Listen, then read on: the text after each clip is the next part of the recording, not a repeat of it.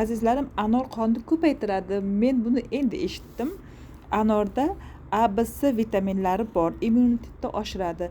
Anorni iloji boricha ko'proq yeng, ayniqsa hozir anor mavsumi. Anorda yana eng kerakli narsa foliyavoya kislota bormish.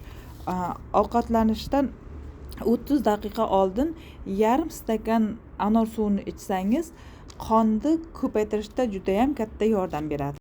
Dieta tutadigan qizlarimizga anor eng yaxshi meva, chunki anorda shira oz. U semirtirmaydi. Anor buyrak va siydik yo'llaridagi toshlarni tushirishda yordam berib, anorni nordoni ishtahani ochadi.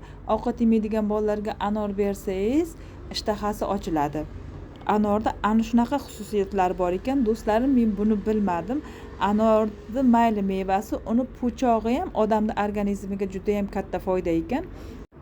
Po'chog'ini qaynatib ichsangiz, tinchlanib uxlaysiz.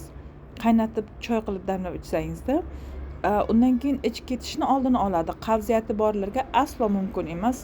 Anor yeyish ham, anorni po'chog'ini qaynatib, suvini choy qilib ichish ham qavziyati borlarga mumkin emas ekan.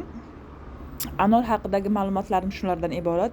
Do'stlarim, menga obuna bo'lib, like bosishni unutmanglar. Keyingi videolarimda ko'rishguncha hammalaring Allohimga omonatsizlar.